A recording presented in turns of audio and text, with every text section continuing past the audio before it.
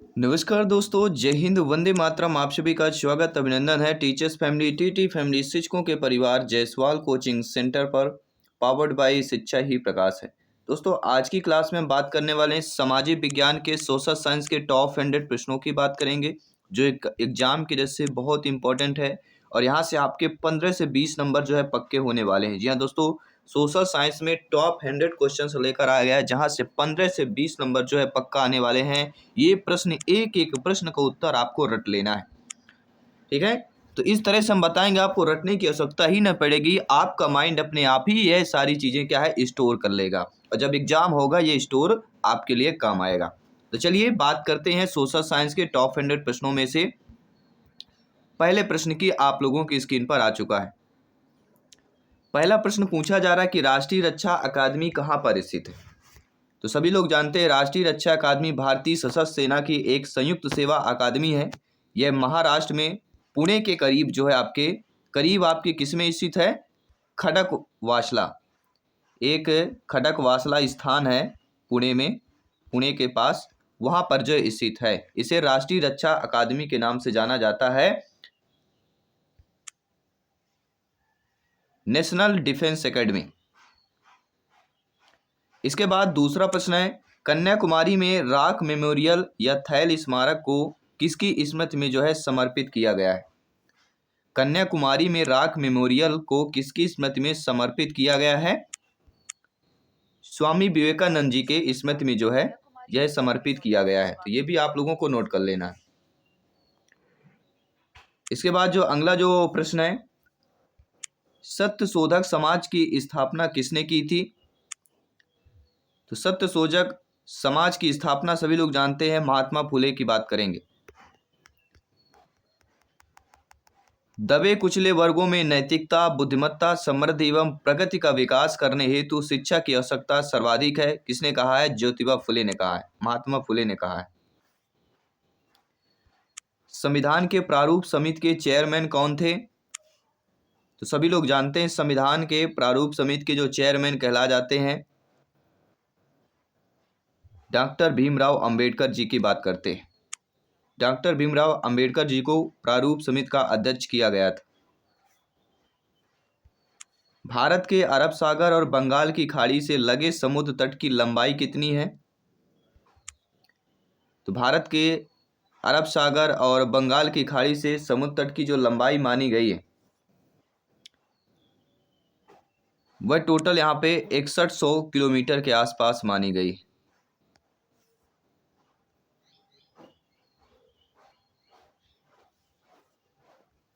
कोई भी डाउट हो बेफिक्र आप लोग कमेंट कर सकते हैं, फीडबैक कर सकते हैं, क्योंकि प्रत्येक प्रश्न यहाँ पे इम्पोर्टेंट है। प्रत्येक प्रश्न की एक अलग ही वैल्यू बनती है। इसके बाद जो है अगले प्रश्न की बात कर लेते हैं।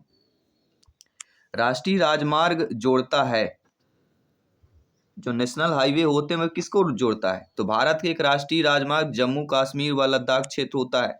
तो व्यापार केंद्रों और राज्य की राजधानियों को जो है राष्ट्रीय मार्ग नेशनल हाईवे जोड़ता है, और ये जम्मू कश्मीर व लद्दाख क्षेत्रों में है। लेह को बारामूला से यह जोड़ता है।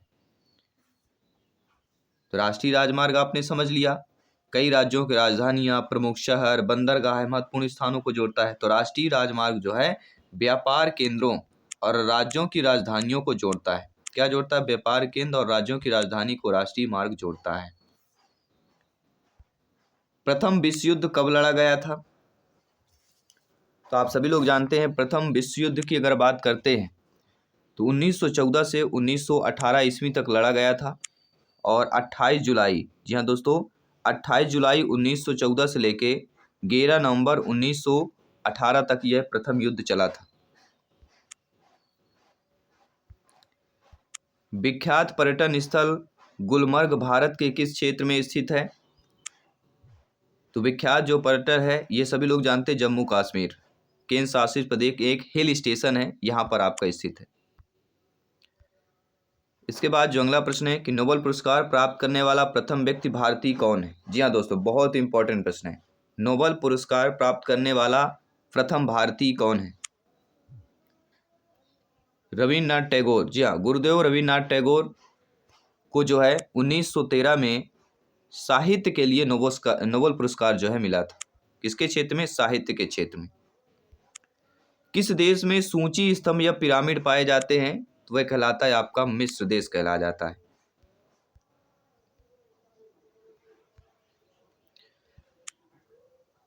अगला प्रश्न है, भारत का राष्ट्रीय पशु है? तो कुछ सिंपल भी प्रश्न आएंगे। तो सभी लोग जानते हैं भारत का राष्ट्रीय पशु बाघ है, क्योंकि इसमें ताकत, फुर्तीलापन और अपार शक्ति के कारण इसे जो है भारत का राष्ट्रीय जानवर या राष्ट्रीय पशु जो है घोषित किया गया। इसके बाद अगला है कि शहनामा किसकी कृति है? तो शहनामा जो है फिरदौसी की कृति कहला जाती है। शहनामा एक फारसी का महाग्रंथ है जो फिरदौसी की एक कृति कहला जाती है।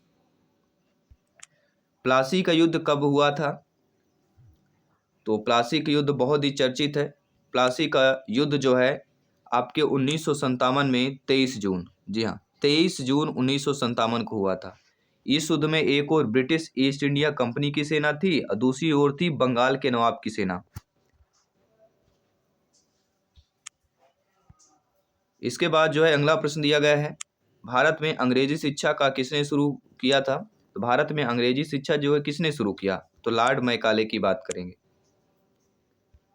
ज्वार सबसे ऊंचा कब तक होता है? तो जब सूर्य और चंद्रमा पृथ्वी के एक ही ओर होते हैं तब ज्वार जो है सबसे ऊंचा होता है। तेलुगु किस राज्य की राजधानी है? तो आंध्र प्रदेश जो है तेलुगु राज्य की राजधानी हो जाती है।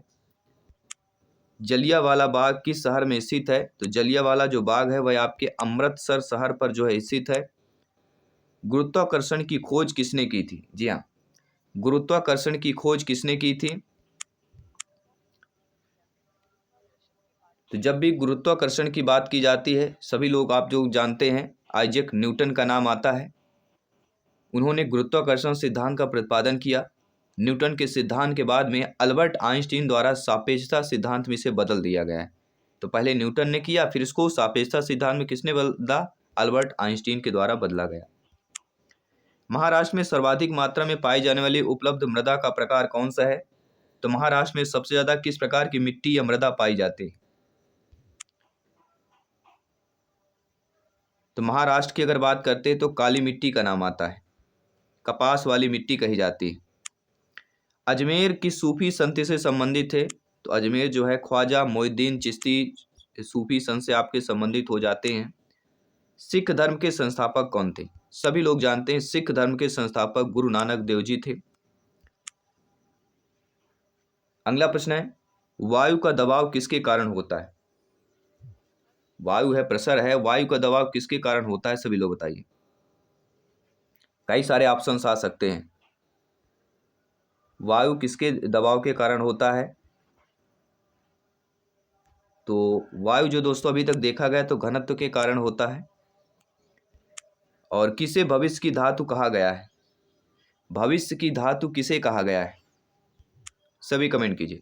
तो टाइटेनियम को भविष्य की धातु कहा गया है, जिसमें स्टील, तांबा, लोहा तुलना में जो है अधिक उपयोगी और कुशल है टाइटेनियम, इसलिए टाइटेनियम को आशा की धातु भी कहा जाता है। भविष्य की धातु मतलब ये भी आ सकता है कि किस धातु को आशा की धातु कहा जाता है। आशा मतलब अपेक्षाएं हमारी होनी चाहिए, हमारी आशा है कि ऐसा होगा, तो हमारी भविष्य की धातु टाइटेनियम है, तो हमारी आशा की धातु भी टाइटेनियम हो जाती है। किस राज्य में मलयालम भाषा बोली जाती है? तो केरल राज्य में जो है मलयालम जो है भाषा है वह बोली जाती है। अनुच्छेद 370 भारत के किस राज्य में लागू है? अनुच्छेद 370 भारत के जम्मू कश्मीर राज्य में लागू है। कौन सा शहर गंगा के तट पर बसा हुआ है? कौन सा शहर गंगा के तट पर बसा हुआ है? तो गंगा के नदी पे हरिद्वार, कानपुर, इलाहाबाद, वाराणसी, पटना, मुंगेर, भागलपुर, कोलकाता ये सभी आए। हरिद्वार आए, कानपुर आए, इलाहाबाद आए, वाराणसी आए, पटना आए, मुंगेर आए, भागलपुर आए, कोलकाता, ये सारे गंगा के तट पर, लेकिन Kanpur is the right answer. इन चारों में से कोई भी ऑप्शन आएगा ध्यान दीजिएगा। अगर इन सभी आ रहे हैं तो फिर देखना है उपरोक्त सभी वाला ऑप्शन अवश्य दिया जाएगा। कौन सी नदी जो है प्रायद्वीपीय पठार से नहीं निकलती है? कौन सी नदी प्रायद्वीपीय पठार से नहीं निकलती है? सभी लोग जानते हैं प्रायद्वीपीय पठार से निकलने वाली जो है नदी कौन कौन सी आपकी हो जाती है? तो Yamuna is the right answer. Yamuna जो है आपकी नहीं निकलती है। अगला है मानसून हवाएं कौन सी होती हैं? तो वर्षा ऋतु की हवाएं ही मानसून हवाएं कहला जाती हैं। विश्व का सबसे लंबा पशु है, तो विश्व का सबसे लंबा पशु कौन सा कहला जाता है? जिराफ, सभी लोग जानते हैं। Giraffe is the right answer हो जाएगा। भूरक्षण को नियंत्रित किया जा सकता है, तो भूरक्षण को सीढ़ीदार टीला बनाकर, बांध बनाकर, वृक्षारोपण के द्वारा जो है नियंत्रण किया जा सकता है। वायुमंडलीय दाब मापने का पैमाना कौन सा कहला जाता है? तो वह सभी लोग जानते हैं, बैरोमीटर के द्वारा जो है वायुमंडलीय दाब जो है वह मापा जाता है। और टेलीग्राम से जुड़िए, ये 100 प्रश्न की PDF अब आपको जल्दी प्रोवाइड करा दी जाएगी। टेलीग्राम से अवश्य जुड़ जाइएगा। टेलीग्राम का लिंक है, या टेलीग्राम में सर्च कर लीजिए जायसवाल कोचिंग सेंटर। साथ ही साथ इंस्टाग्राम फेसबुक पेज को अवश्य फॉलो कर लीजिएगा, ताकि लेटेस्ट अपडेट आपको सबसे पहले आपको प्राप्त होता चलेगा। तो महात्मा गांधी जी ने पत्नी का नाम क्या था? तो महात्मा जी के पत्नी का नाम कस्तूरबा गांधी जी था। साथ ही साथ हॉकी के खेल में प्रत्येक टीम में कितने खिलाड़ी होते हैं? तो जैसे आपके क्रिकेट में 11 होते हैं, उसी प्रकार हॉकी के खेल में भी 11 खिलाड़ी होते हैं। और जो अगला प्रश्न है सार्क, आपने नाम सुना होगा। सार्क का पूर्ण रूप क्या होता है? तो सार्क का जो पूर्ण रूप होता है, south Asian association for regional cooperation की बात करते हैं। सार्क का फुल नेम क्या है? South Asian association for regional operations. इसके बाद है मुख्य चुनाव आयुक्त की नियुक्ति कौन करता है? मुख्य चुनाव आयुक्त की नियुक्ति कौन करता है?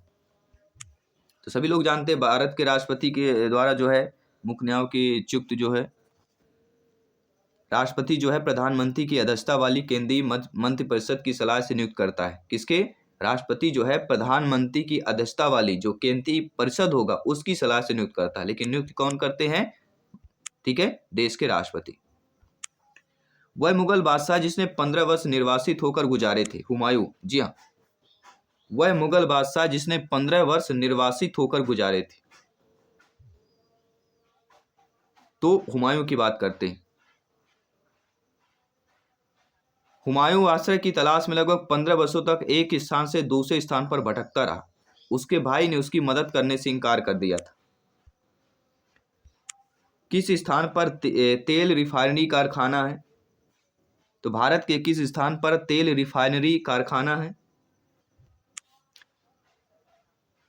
तो बरौनी स्थान सभी लोग परिचित होंगे। जी हाँ, बरौनी तेल शोध संस्थान बिहार की बात करेंगे। मथुरा तेल शोध उत्तर प्रदेश, मुंबई तेल शोध महाराष्ट्र, लेकिन सबसे ज़्यादा बरौनी की बात करते हैं बिहार। अगला जो प्रश्न है, हीटर के तार किस चीज़ के बने होते हैं? तो हीटर के तार जो होते हैं वह नाइक्रोम के बने होते हैं। माओत्सो तुंग किससे संबंधित है? तो नाम से ही पता चलता है, एक चीनी भाषा है, चीनी से संबंधित हो जाता है। भारत के किस शहर में उत्तर जंतर मंतर है? तो जंतर मंतर पे धरना आपने सुना होगा, अन्ना हजारे की। अन्ना हजारे जी अक्सर वहाँ पे जंतर मंतर पर धरना देते थे। साथ में ही अरविंद केजरीवाल वर्तमान के जो दिल्ली के मुख्यमंत्री हैं उनकी बात कर रहेंगे। तो इन्होंने जब दोनों मिलकर जंतर पे धरना देते थे, लेकिन इनका लाभ किसने लिया सभी लोग जानते हैं। संयुक्त राष्ट्र संघ यूएनओ की सुरक्षा परिषद में कितने स्थायी सदस्य होते हैं? संयुक्त राष्ट्र संघ यूएनओ की सुरक्षा परिषद में कितने स्थायी सदस्य होते हैं? तो टोटल देखिए दोस्तों, यूएनएससी में संख्या 15 टोटल होती है, जिसमें 5 स्थायी सदस्य होते हैं, जिसे P5 के नाम से जाना जाता है, स्थायी होते हैं। और 10 सदस्य जो होते हैं गैर स्थायी होते हैं, जो 2 वर्ष की अवधि के लिए चुने जाते हैं। 5 वर्ष स्थायी होंगे और 2 वर्ष के लिए 10 सदस्य जिसे गैर स्थायी के रूप में चुने जाते हैं। 5 जो स्थायी सदस्य हैं, संयुक्त राज्य अमेरिका, रूसी संघ, फ्रांस, चीन और यूनाइटेड किंगडम, ये 5 हैं। और बाकी जो 10 सदस्य और मिले जाते हैं वह अस्थायी या गैर स्थायी की बात करते हैं। चंद्र ग्रहण होता है जब पृथ्वी सूर्य और चंद्रमा के बीच आ जाती है। ये हो गया सूर्य, ये हो गया चंद्रमा, इसके बीच जब पृथ्वी आ जाएगी, सूर्य और चंद्रमा के बीच क्या आ जाएगी? पृथ्वी आ जाएगी, तब हमारा क्या होता है? चंद्र ग्रहण होता है। क्योंकि फिर सूर्य पर रोशनी चंद्रमा की नहीं पड़ पाती है, इसलिए क्या होता है, सूर्य ग्रहण हो जाता है, क्योंकि इसके सामने पृथ्वी आ जाती है। इसके बाद है कि अलीगढ़ किस उत्पाद के लिए मशहूर है, तो ताले बनाने के लिए। जी हाँ, अलीगढ़ जो है ताले बनाने के लिए मशहूर है। असम के कौन से व्यक्ति जो है भारत के राष्ट्रपति रह चुके हैं, तो फखरुद्दीन अली अहमद की बात करते हैं। कौन सा राज्य भारत के सबसे पूर्वी भाग पर स्थित है, तो अरुणाचल प्रदेश की बात करते हैं। पूर्वी, उत्तर, साउथ, ठीक है, उत्तर, दक्षिण, पूरब, पश्चिम, सारी चीज़ें जान लीजिएगा, कहीं से भी पूछा जा सकता है। तो भारत के नक्शे से 2 से 3 प्रश्न बनेंगे, अगर कहिएगा तो उनसे भी टॉप 100 टॉप 50 क्वेश्चन अवश्य करेंगे भारत के नक्शे से संबंधित। दोस्तों, भारत का सर्वोच्च पुरस्कार कौन है, सभी लोग जानते हैं, भारत रत्न की बात की जाती है। शिक्षक दिवस कब मनाया जाता है, सभी लोग जानते हैं, 5 सितंबर को जो है शिक्षक दिवस मनाया जाता है। 14 नवंबर को बाल दिवस मनाया जाता है, तो यहाँ पे सितंबर लिखा हुआ मिसप्रिंट है, ध्यान दीजिएगा। भारत का मैनचेस्टर किसे कहा जाता है, तो आप सभी लोग जानते हैं, भारत का मैनचेस्टर अर्थात अहमदाबाद, गुजरात राज्य के साबरमती नदी के किनारे स्थित है अहमदाबाद। अहमदाबाद बहुत ही समृद्ध शहर है, सूती कपड़े के लिए बड़े बाजारों में से एक माना जाता है, इसी के कारण इसे भारत का मैनचेस्टर के रूप में जाना जाता है। अगला है, पृथ्वी के नज़दीक वायुमंडल की सबसे परत, तो वायुमंडल की प्रमुख परतें, इनको पढ़ लेना है। वायुमंडल की सबसे जो निचली परत होती है क्षोमंडल होती है, इसके बाद जो द्वितीय आती है वह आपकी समताप मंडल होती है, इसके बाद आता है मध्यमंडल का, फिर आयन मंडल, फिर बहिर्मंडल। ये 5 मंडल हैं, तीनों को नोट कर लेना है, कोई भी क्रम पूछा जा सकता है। अगला है, चौथ नामक कर किसके लिए लिया जाता था, तो चौथ नामक एक कर था मराठाओं के द्वारा जो है यह कर लिया जाता था, चौथ नामक कर। और अभी आपने टीटी फैमिली से नहीं जुड़े हैं, सब्सक्राइब नहीं किया है, सब्सक्राइब कीजिए, फ्री में क्लासेस ज्वाइन कीजिए, राष्ट्र हित में शिक्षक टीटी फैमिली को ज्वाइन कीजिए, क्योंकि यहाँ पर शिक्षा ही प्रकाश है। जय हिंद, वंदे मातरम। सभी आप जानते हैं कि राष्ट्र हित में शिक्षा की जहाँ पे बात की जाती है वह आपका राष्ट्र हित में शिक्षा जायसवाल कोचिंग सेंटर, आपका वर टीचर्स फैमिली है। दोस्तों, डीसीएम ट्रॉफी का संबंध किससे है, जी हाँ, डीसीएम ट्रॉफी का संबंध है। तो डीसीएम जो ट्रॉफी है वह फुटबॉल से संबंधित हो जाता है, और कई सारे डीसीएम के पूछा जाता है, कई सारे में इसका फुल फॉर्म भी पूछा जाता है। तो डीसीएम का फुल फॉर्म होता है दिल्ली क्लॉथ मिल्स ट्रॉफी।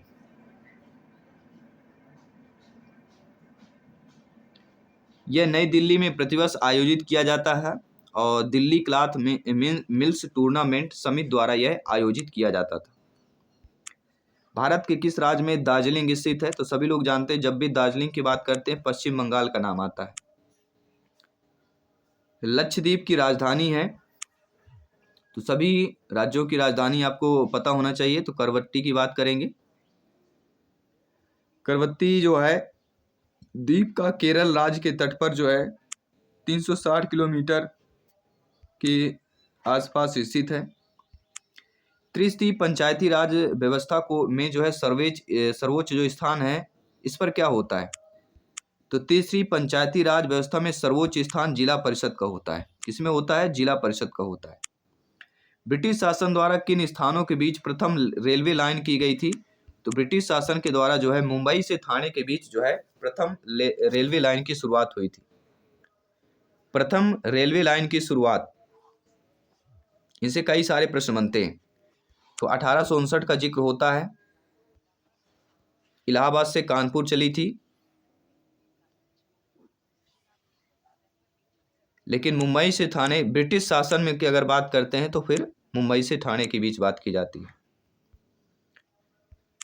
लोहे पर जंग लगने में से उसका भार क्या होगा, तो लोहे पर जब जंग लगता है, ऑक्सीजन वायु और नमी के संपर्क से जो है जंग लगता है, तो जंग लगने से लोहे का वजन बढ़ जाता है। भारत सर्वाधिक शिक्षित राज्य है, तो भारत का सर्वाधिक शिक्षित राज्य कौन सा है, सभी कमेंट कीजिएगा। भारत का सर्वाधिक शिक्षित राज्य केरल राज्य की बात करते हैं,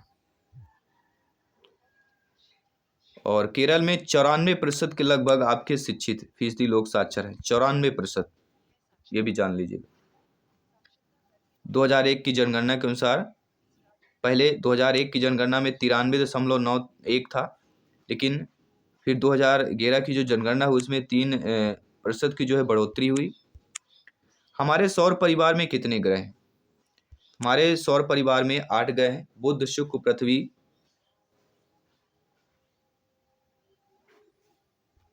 मंगल, बृहस्पति, शनि, अरुण, वरुण, ये 8 हैं। इनके क्रम से भी पूछा जा सकता है। फ्लाइंग सिख के नाम से किसे जाना जाता है? तो फ्लाइंग सिख के नाम से मिल्खा सिंह को जो है जाना जाता है। फ्लाइंग यानी उड़ता, यानी जब वो दौड़ते थे तो हवा से बातें करते थे। ए मेरे वतन के लोगों, देशभक्ति गीत किसने लिखा? ए मेरे वतन के लोगों, जरा खूब लगा लो नारा, ये शुभ दिन है हम सबका, लहरा लो तिरंगा प्यारा हो। तो कवि प्रिय के द्वारा ये लिखा गया था। ए मेरे वतन के लोगों, देशभक्ति जो गीत है सबसे प्रमुख है। जब भी 15 अगस्त 26 जनवरी होता है तो हमारे मन में ये गाना अवश्य गुनगुनाता है। तो कवि प्रदीप जो है इस गाने को लिखा गया था और 1963 में जो प्रधानमंत्री पंडित जवाहरलाल नेहरू थे भारत के, उनके सामने यह गीत गाया गया था। तो लिखा किसने है? प्रदीप ने। और गाए किसके द्वारा है? तो लता मंगेशकर के गाए मशहूर गीत ए मेरे वतन के लोगों। स्वर्ण जयंती समारोह 27 जनवरी को मुंबई के मनाने की तैयारियां हो गई थी। तो लता मंगेशकर जी ने गाया था और लिखा किसने था? प्रदीप, कवि प्रदीप जी की बात करेंगे। स्वतंत्र भारत के प्रथम भारतीय गवर्नर जनरल कौन थे? तो श्री राजगोपालाचारी जी की बात करेंगे। कोयना बांध कहाँ पर है? तो कोयना बांध आपके महाराष्ट्र पर है। प्रथम भारतीय फिल्म राजा हरिश्चंद्र के निर्माता, जी हाँ दोस्तों, प्रथम भारतीय फिल्म राजा हरिश्चंद्र के निर्माता कौन थे? तो दादा साहेब फाल्के की बात करेंगे। यह सिनेमा भारतीय सिनेमा की प्रथम पूर्ण लंबाई की नाटक रूपूर्ण आपकी फिल्म थी। और 1913 में पहली भारतीय फीचर फिल्म राजा हरिश्चंद्र का निर्माण किया गया था 1913 में। युद्ध में साहस और पराक्रम के प्रदर्शन के लिए दिए जाने वाला भारत का सर्वोच्च सैनिक अलंकार कौन सा कहलाता है? परमवीर चक्र कहलाया जाता है। विश्व का सबसे बड़ा महाद्वीप कौन सा है? वह आपका प्रशांत महासागर है। इसके साथ दोस्तों अगला प्रश्न और भी इंपॉर्टेंट प्रश्न हो जाता है कि कौन सी नदी महाराष्ट्र के नासिक से निकलती है? कौन सी नदी महाराष्ट्र के नासिक से निकलती है? तो वह नदी आपकी गोदावरी कहला जाती है। जम्मू और कश्मीर का रेल पथ किस रेलवे जोन तक जो है अंतर्गत आता है? तो जम्मू कश्मीर का रेलवे जो जोन है वह उत्तरी रेलवे के अंतर्गत आता है। भारतीय सेना में विजयंत किसका नाम है? तो भारतीय सेना में विजयंत जो है एक टैंक का नाम है। चोल प्रशासन की मुख्य विशेषता क्या थी? तो चोल प्रशासन की मुख्य विशेषता थी ग्रामीण स्वायत्तता। क्या थी? ग्रामीण स्वायत्तता थी। अगला प्रश्न है, डिस्कवरी ऑफ इंडिया नामक पुस्तक किसने लिखी? जी हाँ दोस्तों, डिस्कवरी ऑफ इंडिया नामक पुस्तक किसने लिखी? बहुत इंपॉर्टेंट प्रश्न हो जाता है। जवाहरलाल नेहरू द्वारा लिखी गई है। इस पुस्तक में जो है नेहरू जी ने अंग्रेजी में लिखा है, बाद में इसे हिंदी में अन्य बहुत सारे भाषाओं में इन पर अनुवाद किया गया है। तो पहले जो है अंग्रेजी में लिखा गया था Discovery of India Jawaharlal Nehru ji के द्वारा। किसके नेतृत्व में 1776 में अमेरिका को स्वतंत्र प्राप्त हुआ? तो जॉर्ज वाशिंगटन के नेतृत्व में 1776 में अमेरिका को स्वतंत्रता प्राप्त हुई। 1857 का विद्रोह, इनसे प्रश्न अवश्य आएगा। यह विद्रोह से जितने भी प्रश्न बन सके बिल्कुल पढ़ लीजिए। और में एक और दीन है इलाही धर्म, ये भी पढ़ लीजिए। तो ठीक है। तो ब्रिटिश विद्रोह 1857 का विद्रोह क्या था? ब्रिटिश सेना में भारतीय सैनिकों का विद्रोह। और अगला क्या है कि किस मुगल राजा ने धार्मिक संप्रदाय दीन इलाही स्थापना की? तो अकबर ने की। ये दोनों प्रश्न इंपॉर्टेंट, बहुत इंपॉर्टेंट हो जाते हैं। जय जवान जय किसान किसने नारा दिया? जी हाँ दोस्तों, जय जवान जय किसान का नारा किसने दिया? भारत के एक प्रसिद्ध नारा है, और ये नारा जो है भारत के तत्कालीन जो प्रधानमंत्री रहे हैं उस समय, लाल बहादुर शास्त्री जी ने दिया था। भारत का राष्ट्रीय नारा भी इसे कहा जाता है, जो जवान एवं किसान के श्रम को दर्शाता है। अगला, रेशम के कीड़े का भोज्य पदार्थ क्या होता है? तो शहतूत की पत्ती जो होती है रेशम के कीड़े का भोज्य पदार्थ हो जाता है। पूर्वोत्तर राज्य में सबसे बड़ा राज्य कौन सा है? जी हाँ दोस्तों, पूर्वोत्तर राज्य में सबसे बड़ा राज्य, तो पूर्वोत्तर राज्य में सबसे बड़ा जो राज्य कहला जाता है वह अरुणाचल की बात करते हैं, अरुणाचल प्रदेश की बात करते हैं। पृथ्वी का एकमात्र प्राकृतिक उपग्रह सभी लोग जानते हैं चंद्रमा, जिसे हम चंदा मामा से प्यार से कहकर बुलाते हैं। रेल पथ के 1 मीटर गेज की चौड़ाई कितनी होती है? जी हाँ, बहुत इंपॉर्टेंट प्रश्न। रेल पथ के मीटर गेज की चौड़ाई कितनी होती है? तो यहां पर 1 मीटर के आसपास माना गया है। कितना माना गया है? 1 मीटर के आसपास माना गया है। इसके बाद जो अगला प्रश्न है कि चीन असम के किस दिशा में स्थित है? बहुत इंपॉर्टेंट प्रश्न। असम राज्य है जो हमारा भारत का, चीन असम से किस दिशा में है? तो उत्तर दिशा में स्थित है। ये भी, इन चीज़ों को भी ध्यान देना, छोटी छोटी चीज़ें हैं जो आपके एग्जाम में थोड़ा रिमाइंड कर सकती हैं। अगला, कौन सी कायंत्रित सेल है? तो सभी लोग जानते हैं संगमरमर जो सेल कहलाती है वह हमारी कायंत्रित सेल कहलाती है। किस भारतीय नेता को भारत का लौह पुरुष के नाम से जाना जाता है? तो सरदार वल्लभ भाई पटेल जी को भारत के लौह पुरुष के नाम से भी जाना जाता है। बिहार का शोक किस नदी को कहा जाता है? तो बिहार का शोक कोसी नदी को कहा जाता है। गांधी फिल्म में गांधी की भूमिका किसने निभाई थी? तो गांधी फिल्म में गांधी की भूमिका बेन किंग्सले ने निभाई थी। एंड जम्मू किस नदी के किनारे है? तो जम्मू जो है आपका तवी नदी के किनारे स्थित है। इसके साथ साथ भारत का वह कौन सा शहर गुलाबी नगरी के नाम से जाना जाता है? तो सभी लोग जानते हैं जयपुर जो है गुलाबी नगरी के नाम से जाना जाता है। ध्वनि की चाल अधिकतम किसमें होती है? तो ध्वनि की चाल हमेशा ठोस में होती है, तो स्टील ऑप्शन सही हो जाएगा। ठोस में होगी, इसके बाद द्रव में होगी, इसके बाद सबसे कम वायु में होती है। प्रसिद्ध नाटक शकुंतला जो है किसने लिखी थी? तो प्रसिद्ध नाटक जो शकुंतला है यह महाकवि कालिदास जी ने लिखा था। और राज्यसभा की बैठकों की अध्यक्षता कौन करते हैं? तो राज्यसभा की बैठकों की अध्यक्षता उपराष्ट्रपति करता है। साथ ही साथ विश्व का सबसे बड़ा नदी द्वीप माजुली असम के किस जिले में है? तो जो विश्व का सबसे बड़ा द्वीप जो है माजुली द्वीप कहलाता है, जो आपके कहाँ पर है? पातालपुरी पर स्थित है। अगला कि धनराज पिल्लै किस खेल से संबंधित हो जाते हैं? तो धनराज पिल्लै जो है आपके हॉकी खेल से संबंधित हो जाते हैं। भारतीय वायुसेना में कमीशन्ड अधिकारी सबसे छोटा पद होता है पायलट ऑफिसर। अगला, नील नदी के किनारे कौन सी सभ्यता का विकास हुआ? तो नील नदी के किनारे मिस्र सभ्यता का विकास हुआ। खैबर दर्रा कहाँ पर है? तो अफगानिस्तान और पाकिस्तान के बीच एक खैबर दर्रा है। रविन्द्रनाथ टैगोर ने भारत के राष्ट्रीय गान के अलावा किस एक देश का राष्ट्रीय गान गाया, लिखा है? ये भी बहुत इंपॉर्टेंट प्रश्न है। भारत का जो राष्ट्रीय गान है रविन्द्रनाथ टैगोर जी ने लिखा, लेकिन रविन्द्रनाथ टैगोर जी ने भारत के राष्ट्रीय गान के अलावा किस एक और देश का राष्ट्रीय गान लिखा? तो वह कहला जाता है बांग्लादेश। बांग्लादेश का राष्ट्रीय गान अमार सोनार बांग्ला। क्या है?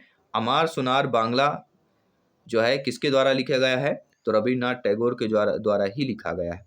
और राष्ट्रीय हमारा जो गान है वह सभी लोग जानते हैं जनगण मन है, जिसके बोल जनगण मन है। किस भारतीय राज्य में विशाखापट्टनम बंदरगाह है? तो विशाखापट्टनम बंदरगाह किस राज्य में है? तो आंध्र प्रदेश में है, सभी लोग जानते हैं विशाखापट्टनम है। इसके साथ है कि भूदान आंदोलन किसने शुरू किया था? जी हाँ दोस्तों, भूदान आंदोलन किसने शुरू किया? जब भी भूदान का जिक्र होगा संत विनोबा भावे का नाम अवश्य आएगा। इनके द्वारा जो है सन 1951 में आरंभ किया गया था यह स्वैच्छिक भूमि सुधार आंदोलन था। कौन था? स्वैच्छिक भूमि सुधार आंदोलन की बात करते हैं। दोस्तों इंकलाब जिंदाबाद का नारा सर्वप्रथम किसने दिया था? सरदार भगत सिंह जी ने दिया था। किस स्थान पर सिंधु घाटी सभ्यता का बंदरगाह स्थित है? तो लोथल की बात करते हैं। इंकलाब जिंदाबाद का नारा सरदार भगत सिंह जी ने दिया और किस स्थान पर सिंधु घाटी सभ्यता का बंदरगाह है? तो वह लोथल की बात करेंगे। और सविनय अवज्ञा आंदोलन जो है कब प्रारंभ किया गया? जी हाँ दोस्तों, सविनय अवज्ञा आंदोलन जो है कब प्रारंभ हुआ था? तो 1942 की बात करते हैं।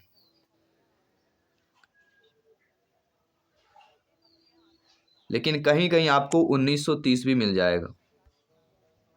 कहीं कहीं आपको जो है सविनय अवज्ञा आंदोलन की अगर बात करते हैं तो कहीं कहीं आपको 1930 भी लिखा मिलेगा।